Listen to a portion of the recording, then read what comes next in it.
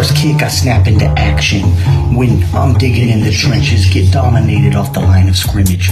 Read and react quick to make an early diagnosis. Hit you with the quick release like Marino Danny dopeness. Explosive change of direction in the true essence of Reggie Bush.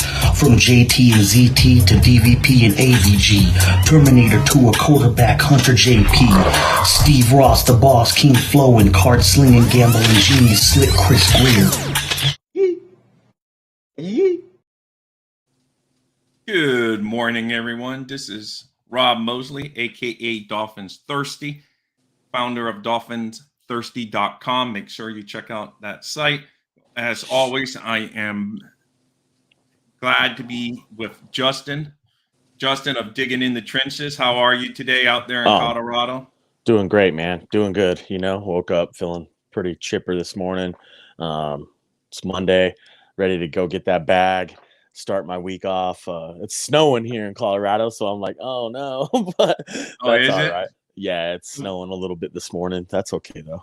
We will touch before we get a lot of people in here. We would touch on this real quick, but we will also talk about yesterday's games, this weekend's games that, unfortunately the Dolphins were not a part of this year. Hopefully moving forward, we get into the playoffs deeper, but we are getting to some of those games. But real quick, Ian Rappaport threw this out there yesterday for all the world to see that the Dolphins are requesting to speak with Sean Desai. I may be saying the name Desai. I don't know. I may be saying the name wrong, but you can see it up there. And he has 1 year experience as a defensive coordinator. I don't know. I know everyone wants a guy with experience. I don't know if that's going to count for some people, that 1 year as defensive coordinator. And this past year, he was an associate head coach with Seattle. So Dolphins have to, ask for permission to talk to him, but I'm sure it'd be granted. And so what do you think of him real quick before we touch on yesterday's games and get more into Dolphin stuff later? You said he was an assistant for Seattle this season? Yeah. So he's on Pete Carroll's staff this year. From what you were saying, he's kind of a guy who kind of mixes. What up, Ender? He mixes with McDaniel's way of. I think he mixes well with McDaniel's style of coaching. He's very player up. You kind of, as the word you use, you went wonky on me there for a minute. Yeah, I got a little frozen in time right there. Yeah. I was gonna say if he mixes with McDaniel's style of coaching, then maybe it's something that they could work out and that they want to maybe further pursue. I don't know, but it's probably one of many candidates that you're going to see come in the door. So yeah, no, there's going to be a lot of people that the Dolphins bring, every team, because like I said, there's a few teams out there because yes, the Vikings, they still got their coach, but they fired their defense coordinator. So we're in competition with them. Then all these teams that haven't hired their head coach yet, they're all going to want PCs. So there's going to be a game of musical chairs for a little while until, everyone has a seat. So we're going to see on that front. But let's touch on yesterday's games a little bit here. Let's see if we got the Chief fan that comes into our room. He's not here yet. I was thinking he may come in and say, yes. Oh man, I'm sure they're fired up. Of course, yes, we all want that, G-man. That will be one of the knocks I have on McDaniel, that he didn't really improve upon during the season. But hopefully now that he has a season to reflect, has another year to get that system really going with these players, and maybe he can, not to say dumb down, but make the verbiage easier, something in that line. It was like we said, we knew having a rookie head coach, we were going to have bumps along the way. So hopefully those bumps now, and they're out of the way. There's no excuse next year. From day one, he better be ready. Those plays should be in there. None of this, getting down to the final second and trying to get a playoff. That was ugly. I agree with you. I've seen it happen in the playoff game yesterday to the Cincinnati Bengals. They thought they had a first down, which was called a first down, and then it really wasn't a first down. So they had like 16 seconds or so to get the snap off, and yeah, but they still managed to do it. They managed to get the snap off and get the first down. Yeah, I know. That's it. So there's no excuses moving forward. Like I said, Zach Taylor had some bumps. He was very close to getting fired before last year. Then they had that magical run. Now he's secured for years in Cincinnati with the years he's given them. So it just shows how fine of a line and they were saying in most teams that Zach Taylor probably would have been fired, but the Bengals are known to be cheap and don't want to pay coaches that aren't on the staff, so they tend to stick with him.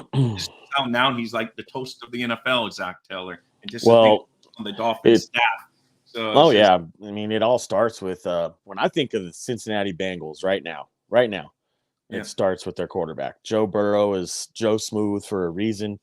He's honestly, I know he hasn't won a title yet.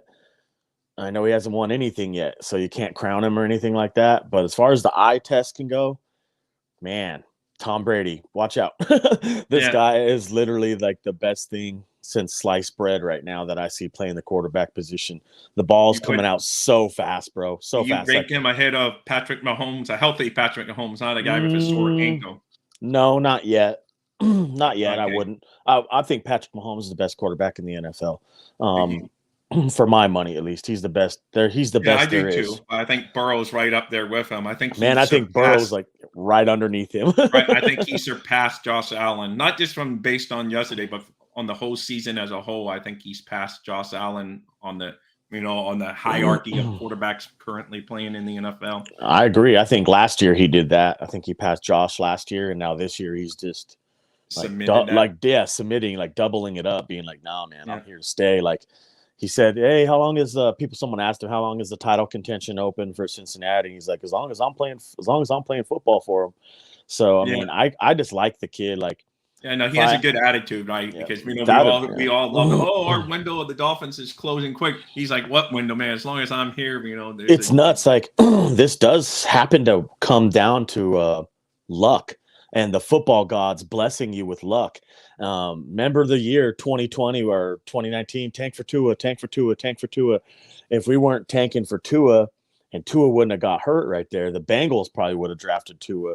And you know what? Maybe Burrow wouldn't have had that great of a year. Maybe he would have dropped to 5 and the Dolphins would have got Burrow. I know. It's just fate. Or we just complete the tank and finish with the worst record. And then we take Joe Burrow. So it's so many things like the Bengals, because sometimes teams, you get the number 1 pick, but it's like in a year, you're like, oh, there's like nothing super guarantees.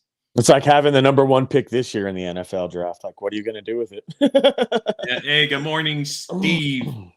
I agree with what he said right there. I like Mahomes and Burrow as 1B. That'd be the way I would pick it right there. Yeah. And then after that, I would probably put someone like Aaron Rodgers or Tom Brady right behind them, just because of the stigma that's behind those 2 quarterbacks who play the position.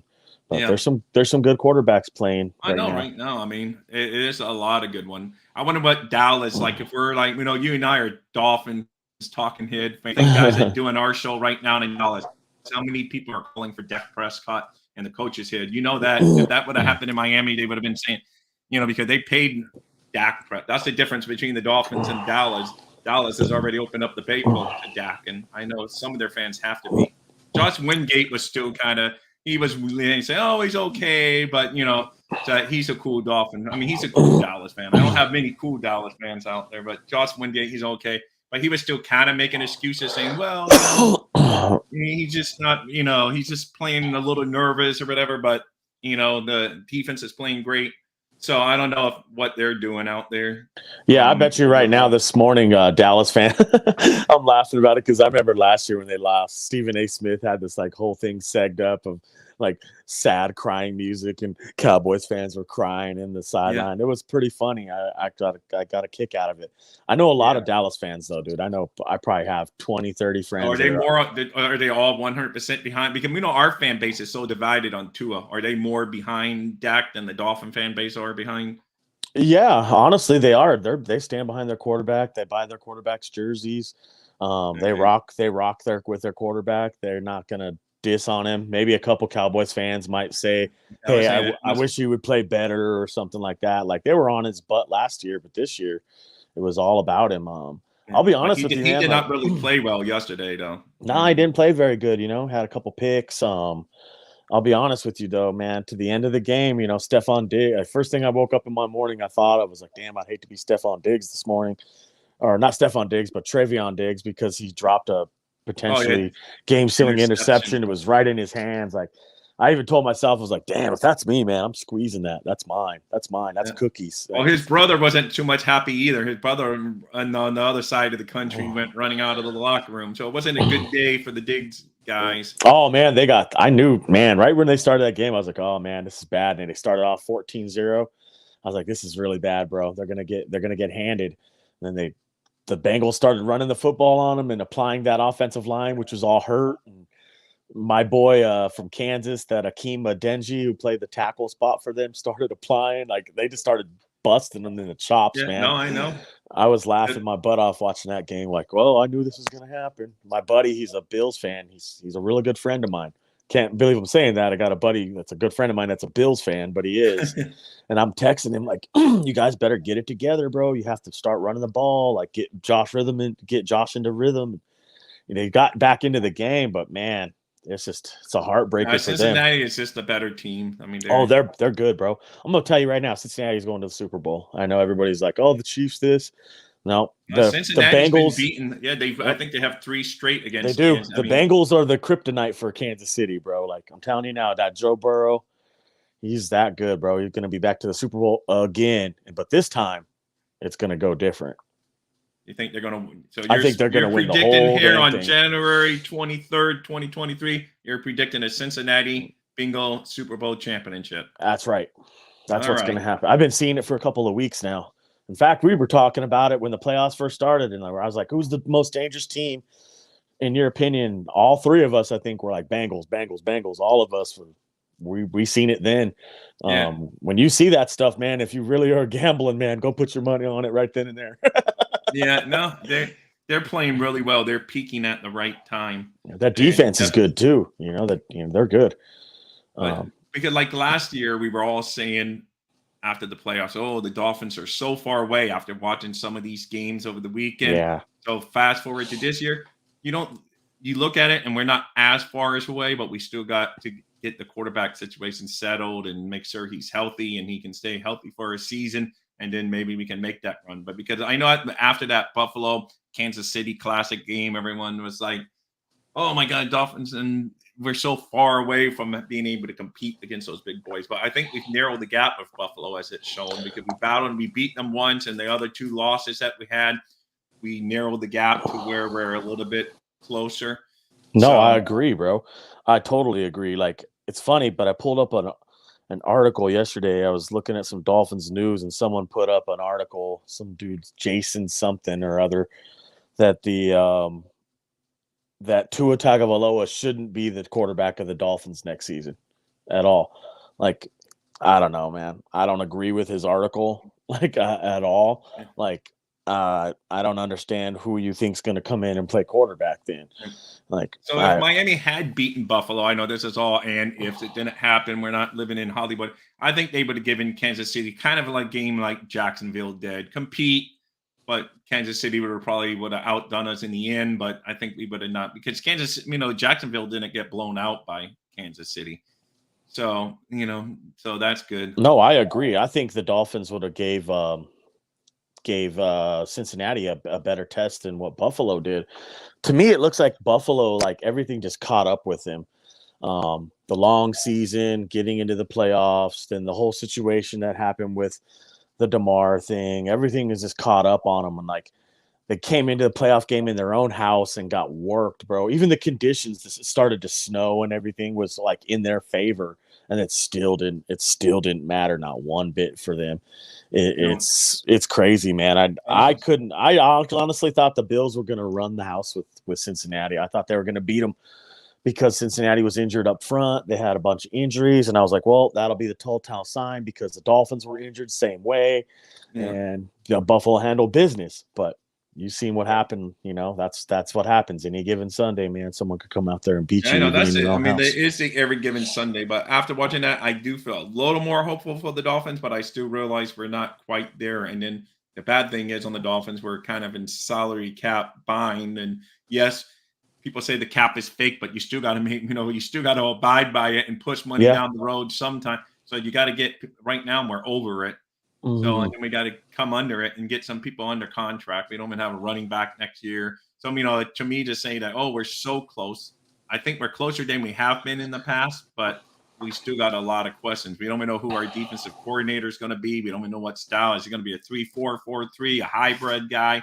We don't know any of that. Are they going to look for a coach that fits? Hopefully, they try to find a coach that fits our best players, that can run schemes with the players that we have, because we got I think good nucleus defensive players. So yeah, I agree. I think the only logical fit, I know everyone's going to be like, damn, bro, you're beating a dead horse, is Vic Fangio. I think that's the only logical fit for the Dolphins for a defensive coordinator. If you get anything other than either Lovie Smith or Vic Fangio, okay, now I'm a little bit worried because I don't know. I don't trust anything else. Do you see what I'm saying? Like, I trust those two things right there. I was reading up a little bit on the Fangio scheme. We were talking a little bit more about it. Maybe he, like you were saying, he's more of a 3-4 guy, but everybody runs a hybrid defense in the NFL. Right, like, you're not going to see a lot of base defenses anyway. But what I was going to say is I was reading up on the Fangio thing, and what he likes to do more than anything, when I noticed that from his days in Chicago, is he likes to disguise things. So he'll show you one thing, but have like a disguise coverage off the back end and then roll it into something else. So he does a lot of trickeration up there, and I like that.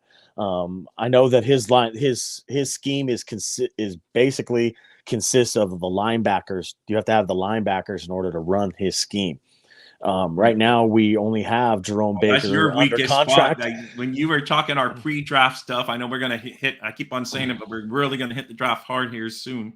When the season's really over for all the team. But I know you've been saying that linebacker and offensive line are two of the weakest positions on the Dolphins all year. So I think so. I think it's the weakest spot we have on our team right now would be the linebackers. In my opinion, it's the weakest spot we have. It's just very underwhelming from a coverage standpoint. And then they can tackle versus the run, so they're good there. But it's crazy, man. Like, if you were better from a coverage standpoint and had more overall linebackers, you wouldn't be asking your defensive backs to do so much. So your scheme would be essentially better. If you could come out of this smelling like roses, if you could get Jack Campbell, Drew Sanders, or Ivan Pace Jr., someone like that to play linebacker, or a veteran linebacker, TJ Edwards, I don't care, whoever.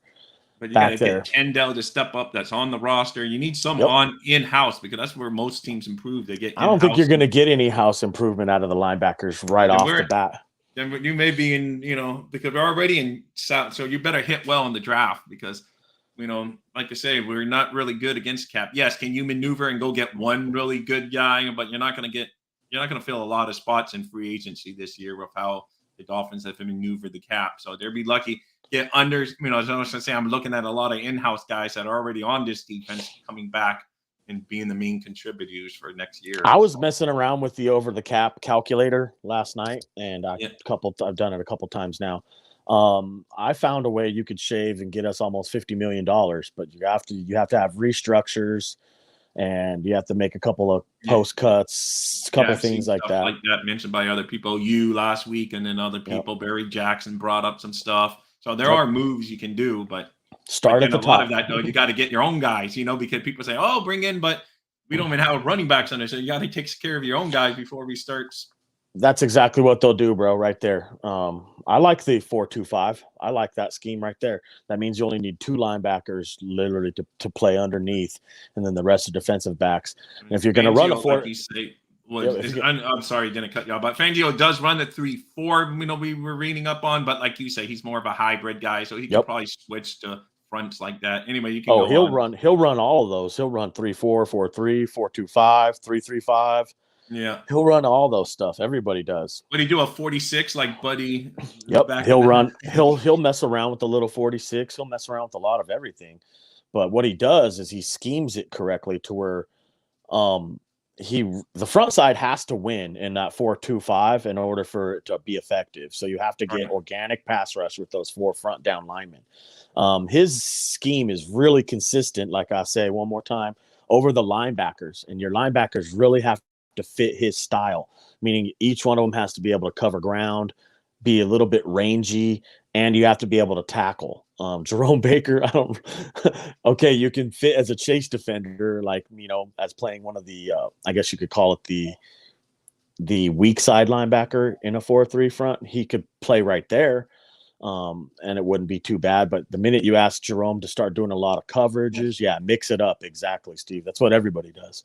The thing about Vic Fangio, though, is he disguises his coverages off the back end. So what he might show you as a cover 2, he'll probably roll it into like a cover 6 or a cover 4, or he'll do a lot of weird things with it. But I like it.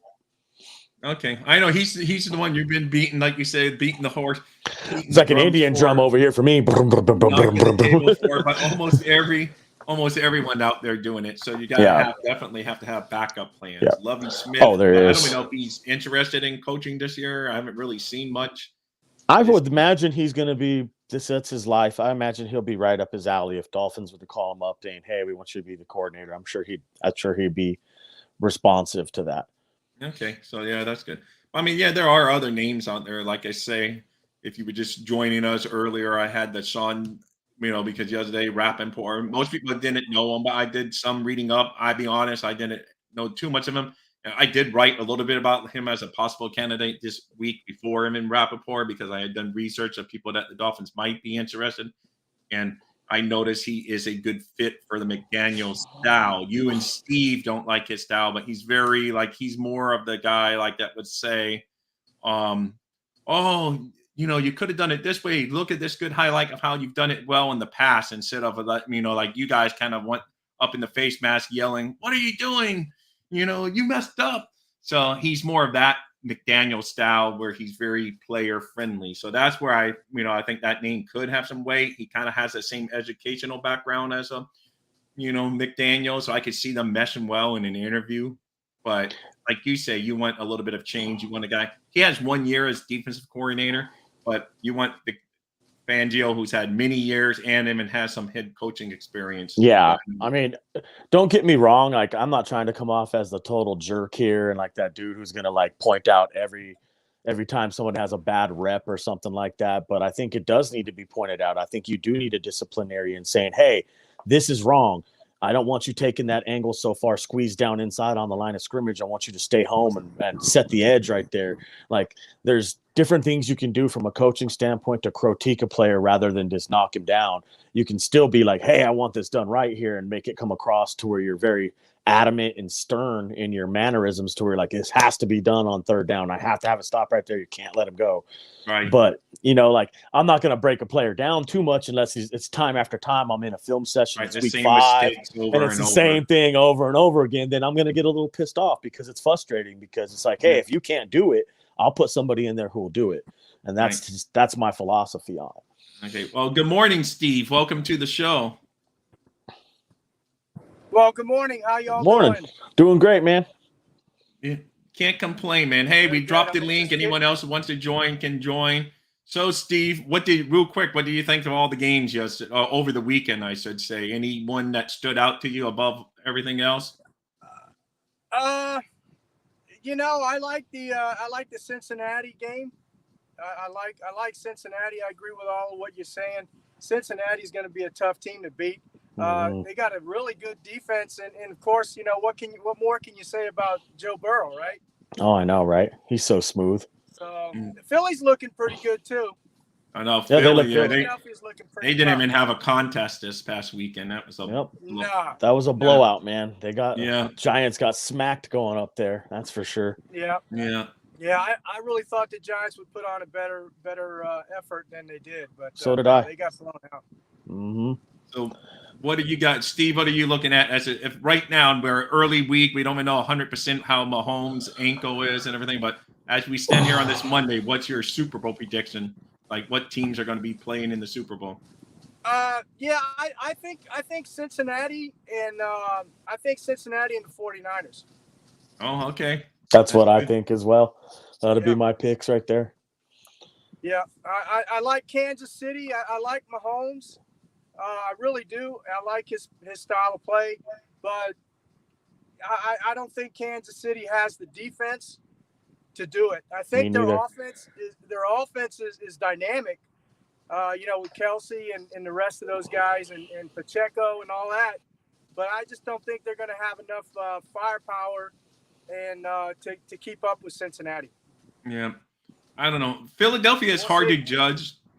I agree, I would lean Cincinnati right now, just with their history against Kansas City, they seem to be on a roll.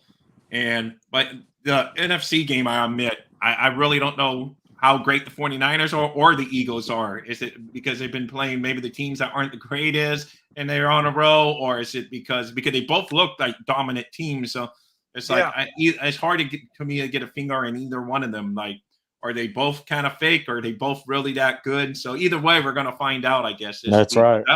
That game's hard for me. Sure. And I agree, G-Man Dolphin, the Bengals are very good, and we have a long way to go to beat them right now. But I know they're kind of going to be running some of their windows closing, not with Burrow, of course, like he said. He's going to be there his whole career. But I know I was reading an article where a lot of their guys are going to be coming up to their contracts being done. And Cincinnati I don't know. I think we can play with Cincinnati, man. Like, I don't agree with that statement. I don't really think we're as far off as you think. They're being prisoner of the moment just because they own. Yeah, I know I don't know. Because I'm just saying maybe we are, because I looked at Cincinnati yesterday and I was saying, boy, that's a good team. Bengals own the Chiefs. Mahomes is hurt too. I agree. Cincinnati versus San Francisco. I don't know if I agree that we're so far off, though. Like, I think we're off. We're a little bit off, but I don't think we're too far off. I think we could beat Cincinnati. If you can go up into Buffalo with all third stringers and limping in on half a leg and almost beat Buffalo in their own house, I'm pretty sure you could almost beat Cincinnati too, if not beat them. If everybody plays up to their expectations and the level of their play, you can beat that team, bro. You can beat anybody in the NFL if you go out there and play your style of football, not their style. Don't play down to them, and then you might win. Yeah, I know, G-Man. They did trash Buffalo yesterday, but I do think if we had some healthy people, I know, but I do think if we had some healthy people, the first week against Buffalo in that playoff game, maybe it'd be a little bit different. But that's the worry. And I know Steve, he's a Tua guy to an extent, but Steve thinks we have to move on from Tua because of there's a lot of people who think we need to move on from Tua. There's a guy who dropped an article, said just yesterday, for Jason something, Jason's beer or something with the B, that Tua shouldn't be the starting quarterback next year, that they need to move on from him and find another quarterback. And it's funny to me how everybody wants to say this, but the Dolphins have already come out and said Tua Tagovailoa will be the starting quarterback for next year. So as much as you guys all want him to be gone, keep wishing, man. Draw a number. Yeah. But Steve doesn't mean Steve just wants him to be the guy. I can speak for Steve, right? Steve, you want him to be the guy, but you're just more worried that he gets hurt all the time. If you want him to be the guy, then you need to put a proper offensive line in front of him, not a dude with a half a leg who has injury history and he's going to get injured. You need to stack the wall in front of him. Look, Cincinnati goes out there and blocks for a dude, and they got injuries too. They make it happen. But here's the thing too, Jason, and it's funny. Because I agree, we need more depth on the line, and we did sustain a lot of injuries, and we were playing musical chairs on the line. But do you realize that Tua was the least amount of quarterback that was sacked or pressured all year? I did see that. Oh yeah, that was you that did the research. I saw that somewhere. I saw it from you, Steve. You put that out there on somewhere. He was the least and the least sacked. He was like 27th in the league. So that research doesn't correspond with PFF. PFF has us ranked as the 32nd pass blocking line in the NFL, so it didn't get any better. And they do. They do have him rated as that, but then also they have him rated as the least quarterback that was sacked the least. And because that's Tua gets rid of the ball so quick. It's crazy. I don't know, man. I know we're never going to agree on this, and that's fine. I'm not here to beat a dead horse, but I'm telling you right now, you get yourself a better line in there that gives him just a little bit more time. That's all I'm asking for. Just a little bit more solid protection, and he will eat defenses alive. He will pick them apart. Justin, I hope you're right, because I'm like I say, I'm always right. But whoever wears the aqua and orange is my QB1, and I like Tua. It's hard not to root for the kid. He does everything right, but at the same time, end of the day, availability is very important. Absolutely, he hasn't. That's the one thing he hasn't proven to me. When he's healthy, yes, he's proven. Yeah, did he have some bad games when he's healthy? But Dan Marino had bad games when he was healthy. So I'm not going to hold that against him. But good quarterbacks are normally going to. I understand. 16 games for your team for the season. We can't be having big portions of the season saying, "Oh, is he going to play? Is he not going to play?" It's just, it's not good. Yeah, everybody wants your quarterback.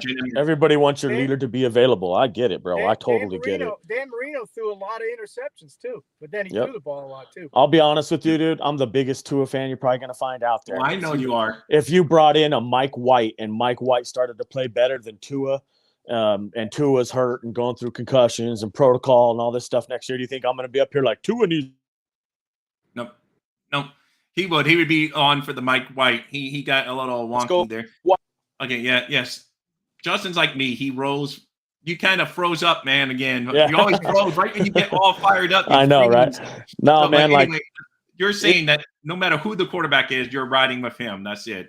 I'm riding with the hot hand. So, like, if Tua's not playing good in the beginning of the season next year and you happen to sign a free agent veteran, whether it's Mike White, Teddy Bridgewater, Baker Mayfield, I don't know who it would be, okay? Anybody who's a veteran like that and they come in and start playing better, guess what? Well, that's my guy. Go. Now you're the quarterback. Start rolling. And I'm the type that will roll with the hot hand. I'm not Tua forever or die. Don't get me wrong. Right. Yeah, I'm not that hardcore. Other than that, you'd see Alabama stuff all around behind me. But I'm that's not it. Like, I love the kid, and whoever plays quarterback for the Dolphins, I want to win. But it's just hard for me not to be like, I don't know. I'm a little stubborn. I'm like, I'm going to kind of die on this hill. And the reason why is because I believe if you get him some better protection and some depth behind there, and you're able to protect him and keep him more upright. I know we already did. Steve, you said he's the most protected quarterback out there. I agree, but just a little bit more, and just maybe everybody executing on the same page a little bit better. How many drop passes did we have over the season? 25. I'm just saying, like, stuff like that kills you, bro. It kills the quarterback's confidence. It kills his psyche. It kills his momentum. It kills everything. And Tua is a rhythm passer. You have to keep him in rhythm. Once you get him hot in rhythm and he hits a couple soft, easy ones, he'll hit you the deep one. I think that's something you got to work with him. I think he's going to get better. I think he's going to be better than anybody thinks, and it's because he just needs that time. I totally agree with both of your statements. We can't have him missing 5 games in a season. Your best ability is your availability. So prove that you can stay healthy this year. That's all I can say. Yeah, well, and I agree. Go ahead, Steve. I was going to say in 3 years he hasn't. So, I mean, that's true. We're hoping, we're wishing, but how much longer can we do this? I mean, honestly, guys, I want both of you guys' opinions. Do you honestly believe – now be honest with yourselves. Do you honestly believe that he's not going to miss a game next year or 2 or 3 or 4? No, not right now. From his track history, I know. I'm not going to tell you that. I wouldn't say that, not one bit. I'm more than honestly, he'll probably miss somewhere between 1 and 4 games next season. That's just being realistic. And G-Man brings up a good point. It's not only Tua, it's also Armstead. Yeah, none of them can be counted on. Offensive players, he can't stay healthy. So 2 of our main cogs that if we do want to start beating the Cincinnatis of the world, we got to have those guys healthy. We're not going to beat the Cincinnatis if Tua and Armstead are sitting in the totally agree. We sat here and gave Ryan Tannehill 7 years, and now everybody's ready to move off of Tua after the last 2. So okay, I was on that train too. I love Ryan Tannehill, and I said 7 years, bro. 7 years. I said we got to give him a better offensive line. We got to give him better weapons. Well, for sure, they did. Remember, they did that. They gave him a better offensive line. They had that. Exactly. They had that year. They had Brandon Albert, Juwan James, drafted Laremy Tunsil, played him at left guard. That was like the best season we ever had going. And what happened? Football gods hit you again, and Ryan Tannehill got hurt before the playoffs. And that was it. That was the best chance I've seen with Ryan Tannehill and company. But see, look, sometimes you need a little bit of luck too. No one can tell me that luck doesn't happen to fall on this. The football gods have blessed the Cincinnati Bengals. And they blessed him with Joe Burrow. First year they got Joe Burrow. Did they protect Joe Burrow? No, he got hurt and had to surgically repair his knee. They learned their lesson after that. They went out there and drafted linemen. That's what you do. You got to put a line in front of the dude, or you're never going to win.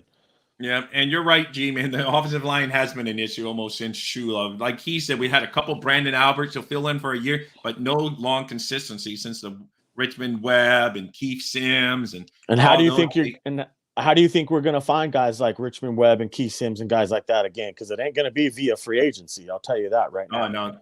we don't have that budget this year. And most No, it's teams going to don't be. Sorry, go ahead. No, it's just that most teams don't even lit their stud offensive lineman. That should have been a telltale sign why Armstead was even on the market and not franchise tag, because he has that history of getting injured. Most people find their stud offensive lineman in the draft. Yeah. Like if you want to build a great team, you build it via the draft. You have young guys that you can mold into guys like better than Teron Armstead. Maybe you have to start there. You need to draft your guys that you want. Mike McDaniels only has 4 picks he can even stake to his name that they drafted last year. Now you only have 5 draft picks going into this season.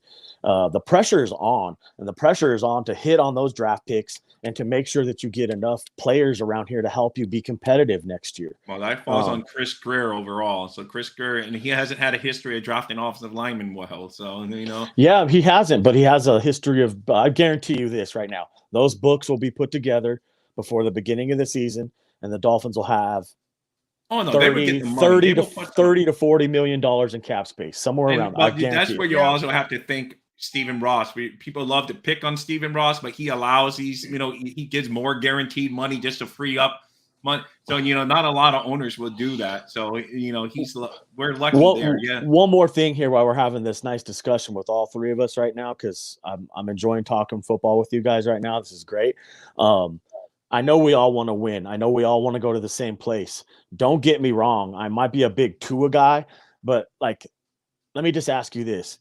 If this is a guy you're like, no, this guy ain't it. He can't stay healthy. That's it. We got to move off of him. Who do you got? Who's your guy then? Because I want to know who you want to bring in to be the quarterback of the Miami Dolphins. This year is kind of hard. I have an article on DolphinThirsty.com. Who is it? I have an article on DolphinThirsty.com that would be, did you read it? It was like 3 guys that would not have to give up a lot of compensation draft pick wise.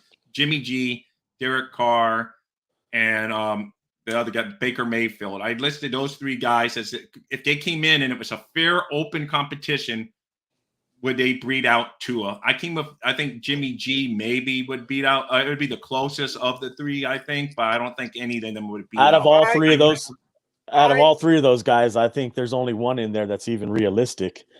Like, I don't know how you come up with the money to pay Derek Carr. That's who I like. Derek Carr. We can't afford Derek Carr. But they're saying that the Raiders may cut him if they don't find a trade partner. You still have to pay him, though. You still have to pay him. He may be willing to come on a bargain if he thinks he can come to a team for a couple of years. I don't know. Do you think what team's going to give him big money? So Colts. So the coach would do that again? They'll run it back instead of, okay. I think they'll sign him right off. I think they'll be the team that's where he'll go. I think you'll see him with the Colts is what I think. Don't hesitate to see him go somewhere that's a division rival of the Broncos too. But it's not in the cards. No, I agree. My article concluded that Tua would beat out all those guys because I think so. You would have to do a big trade. Like I say, but that's just it. Like I say, you never know though with a Derek Carr, Jimmy G. But Jimmy G has a history of getting hurt too. But if you compare their Tua's numbers and Jimmy G's numbers, they're very comparable. Tua beats the other guys in stats and stuff when you look at quarterback ratings and interception percentage. But Jimmy G and him are neck to neck. They both are very efficient quarterbacks. So. Yep, there's only really one guy I would take in the position right now and be like, okay, that's better. And he might be ancient, but I'll tell you what, the stigma that comes with him, I guarantee you're going to have an offensive line that'll block in front of him. Tom Brady? That. Bingo. That's the only quarterback I want. Listen. That's it. That's all I want. Unreasonable under the current circumstances because you got Tua there. He's not going to come in to back up Tua. That's for sure. He's going to if you bring in Tom Brady's starting. Tua, you're taking a back seat. That's how that's going to go. I don't see it going that way. I don't think it's going to happen. I really don't. I highly doubt that happens. But if it did, that would be the way I would roll with it. You can't tell me right now that that Tom Brady wouldn't have a better chance to win with this football team than Tua would, especially if you brought in Vic Fangio. Do you see what I'm saying? Now you have a defense. You bring in Tom Brady, you actually might have a chance to win then. Yeah, well, you might, for sure. I'm good on Hendon Hooker, bro. I'm good on that. You like him or you don't like him? No, I'm good on Hendon Hooker in the second round. Yeah. I'll pass. How do you like bringing in Gardner Minshew? I'll be all about that. I'll be about see, that. He's another name I almost mentioned, but he's more I would look as a backup. He would be a backup to Tua, but ready to roll if Tua got hurt. Yeah, I really think the Dolphins, their intentions as they stand right now are to bring Tua back. I'm with you, Justin, because Greer, he didn't even leave much wiggle room, because sometimes he would say, "Oh, as we sit here on January, blah blah blah, Tua's our guy," but you never know what he said. Tua will be the quarterback next year. That's right. I guarantee it. You know what? I don't believe a damn thing they say. I'm sorry. I don't.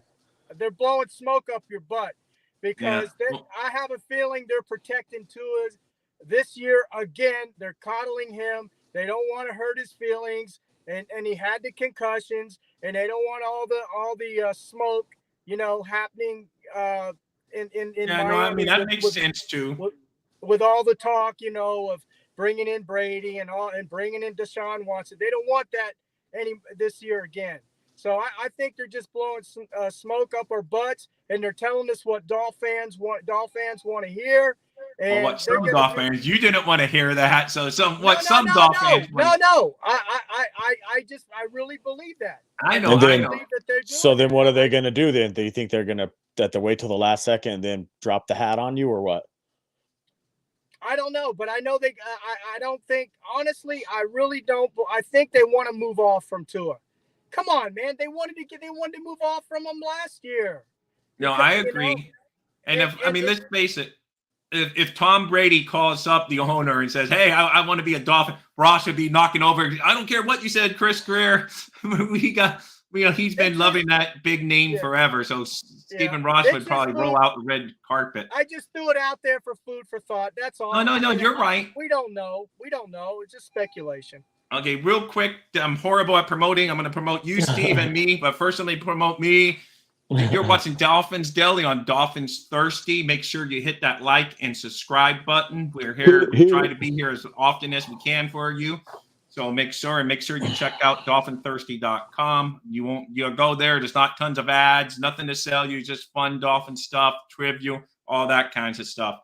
And Steve, I'm kind of promoting myself here at the same time, but Steve, every 7:30 on Tuesday nights on the Finn Sports Talk Network, you can find Steve and myself and other great content on that Dolphin Network So Steve, I know you and I going to talk about some of the same stuff we were talking about here today, but we got some good stuff stored tomorrow night. So 7:30 tomorrow night, come join us on the Finn Sports Talk Network. And thank you, Steve, for joining us here today.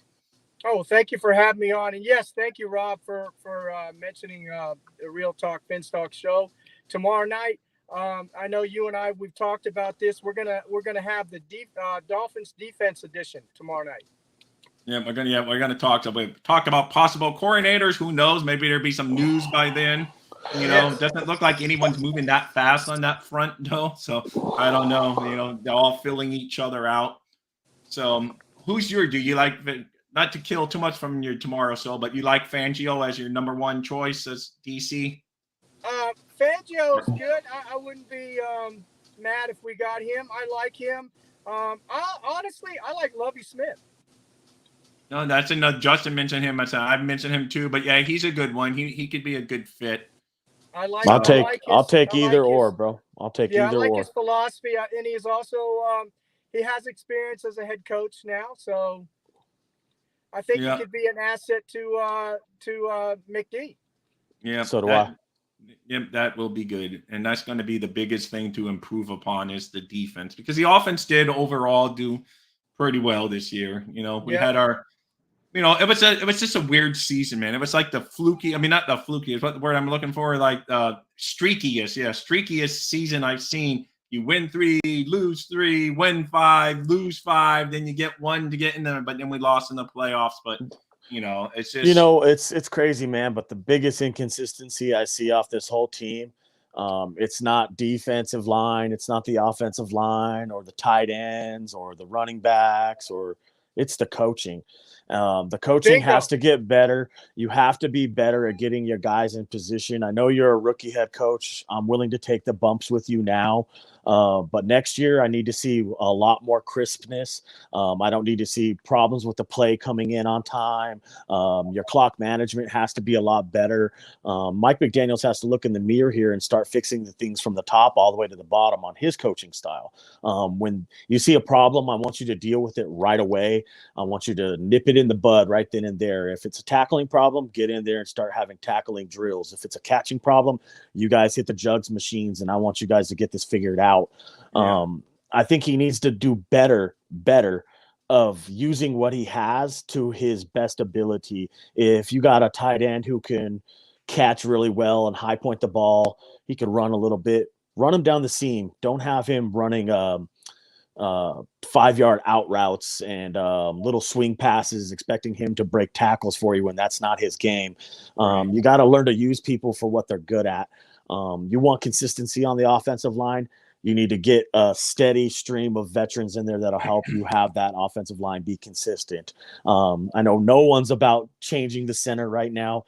I don't care. I still would do it. If Garrett Bradbury was like, yeah, I'll play center for you. Boom. Connor Williams, you go to left guard. Garrett Bradbury in the center. That helps two positions. I agree. It does. It kills two spots and with one stone. But the thing good about McDaniel, you have to say he gets the best out of Tua. So he does know how to work he does. With some people. He does know that position. He knows how to get the best out of. Now he just has to get him to grow a little bit better. I got a question for you. Is it McDaniel that gets the best out of Tua, or is it Darrell Bevell? Oh, it could be there, and could be, we don't know. Could be Bevell, but I'm surprised Bevell is not. I mean, he didn't want to interview. So does he have something here that he likes or whatever? I think it's a mixture, Steve. I think it's a mixture of both. I think Darrell Bevell is the one. I think it's like kind of like me and Rob, like good cop, bad cop. Right. I think Darrell Bevell is the guy who was like, hey, you can't do that. You can't do that right here. It's all wrong. This needs to be changed. And Mike McDaniel is the guy's like, no, it's okay. Come on. We're going to, he's the good cop and Darrell Bevell's the bad cop. I think it works really well for them. But the one thing I'd like to see more than anything is when teams start to like, hey, we're on to you. We know you're a high rhythm offense, so we're going to knock your receivers off the routes off the line of scrimmage. Tua has to change his game. And he has to be like, okay, I'm not going to start looking downfield, like just to the middle now. I'm going to start looking guys off and wait for them to come open. Like you have to change everything you're doing, whether it's like Joe Burrow yesterday. I'll use it as a perfect example. They were clogging up the middle. Everything was covered. Swung it right down to the running back to gain an easy 5-6 yards. Those decisions need to come quicker, faster, crisper. Yeah. Like right away, when the ball has to come out, ball has to come out. I don't want you holding it. I don't want you running around with it. Period. He will hold it a couple of times, and he ends up taking hits he doesn't even have to take, and then just pick a target and let it fly, bro. Don't even mess around with it. Just pick a target, let it go. If you throw an interception, oh well. I mean, that's how I see it. That's how I would live my offense. That's how I would run it. I would run it to high precision, quick passes, get the ball out of your hand. Well, I agree, but the thing about it is I think next year Tua's going to be you're not going to see. I think he's hit his ceiling, and I don't think you're going to see him getting any better. I don't think you're going to see him regress either, but I think he's going to be Tua. And if he doesn't get any better, I'm ready to move off of him, bro. Like you have to get better. I don't think he's going to get any better, but here this is my opinion, right? But I think what he does have to improve on, and maybe he can, maybe he can't, is he cannot play quarterback against man-on-man coverage. He can't do it. He can't throw those tight balls into tight coverage on man-to-man. When it comes to zone, he'll eat you alive. But the problem is, watch the All-22, and I'm sure you have. If you watch the All-22, they were playing a lot of zone against him. And there are a lot of guys running open, getting open. But the minute they started jamming up their receivers and playing man-to-man, he couldn't get that ball placement and that accuracy in like he does. He has to trust himself and just go ahead and throw it anyway, bro. You have to throw it anyway. And when they're covered, they're still open in the NFL. So you're going to have to you have to get over that. Yeah, I agree. That's a hump he's going to have to get over if he can improve on that aspect of his game. Nope, I think he can get better. I think he can get better, bro. I really do. And you're right, G-Man, the Dolph fan. He does have to prove he can win in December. That's another issue besides injuries. I agree. But, yeah, well, the NFL has to get better on letting him play in December too. So I know. I know. Well, this one was hard. Oh, man, he gets himself held back, and now he still needs to prove that he can play in December. Well, let the dude play in December. Maybe he'll prove you wrong. Yeah. Oh my God. That ain't even up to Tua. That's up to the NFL. The NFL won't let him play because they want to save their self. So I gotta say this though, man. I'm happy that he didn't play Not me. against the Jets. And the reason being is he wouldn't have survived. He wouldn't have survived that onslaught that the Jets were putting Skylar Thompson under. Did you see the pressure he was getting? I just wanted him to play versus Buffalo. If he would have played the playoff game, dude, I would have been perfectly happy. So I wanted him to play the playoff game. I'm not happy that he was held out of the game. So they handcuffed the kid, cost him millions of dollars. I agree. I would have loved if he was healthy. I wish he would have stayed healthy. No one's healthy. No one's healthy in playoffs, bro. I don't care about all that either. They should have just let him play, bro. I'm talking about the concussions. So am I, but I'm trying to tell you, no one's healthy around that time. It doesn't even matter. They should have let him play. The league's not going to clear you. They're not going to clear you. I know you think we all think different. I know Justin thinks that they just because it's Tua, they're not clearing him. Rigged. Yeah, so that's it. So it's all, we all have different views. I just think that moving forward, they're going to, when there's concussions, they're going to be a little strict with other teams. We'll see. No, they won't. Mitch Morris had 10 concussions. At the quarterback position, I say. At the quarterback position, maybe, but not as far as it goes. Like Mitch Morris had 10 career concussions and had 2 in the same season and still played in that playoff game. But it wasn't a Dolphins guy. See, if it was a Dolphins guy, it's a different story. But if it's a Buffalo Bill or a Bengal or someone else, no big deal. Justin, put your seatbelt on and sit back because you know what's going to happen next year? Every time Tua goes down, he's a slow getting up. They're going to take him out of the game. Oh no, I know that's the scary rigged. Yeah. Anyway, guys, it's almost time to wrap up. So, Steve, thank you for joining. I just looked at the time. So I got a new washing machine and dryer being delivered. The windows between 11 and 11:30. So I want to try to start down my food. Oh, absolutely. Love talking to you guys. Up. See you tomorrow, 7:30 p.m. The Finn Sports Talk Network on Real Talk, Finn's Talk. And Justin, any closing thought for you while I try to find your banner to close out here? Oh, man. Everybody keep faith. Hopefully we get a good defensive coordinator that gels well with everybody, goes good for our team. Let's hope we get the player that we need to take us over the top, whether it's the player or the coach, and everything comes together. We still have a good team.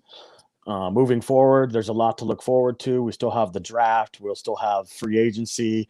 Hopefully we free up some money and let's build us a winner here. Let's go Dolphins. And Justin, real quick, I'm about to close out. If they want that fly jersey you have on, how did they get that jersey? Absolutely. You contact me on Twitter right there. You'll see the details right there. Send me a direct message. Tell me what you're looking for. I might have it on hand right now. What size, what player. It could be whatever. It could be a kid's, a women's jersey. Maybe you want some basketball flavor right now. Don't matter. Hit me up. I'll take care of you. All the details are with me. All right, Steve, close it out with your infamous Dolphins #1, and take it into take it away with your Dolphins #1. Absolutely. Dolphins #1. Dolphins #1, guys. Yeah, guys. Thank you so much for joining us. Make sure you hit that like and subscribe. First kick I snap into action. When I'm digging in the trenches, get dominated off the line of scrimmage. Read and react quick to make it early diagnosis. Hit you with the quick release like Marino.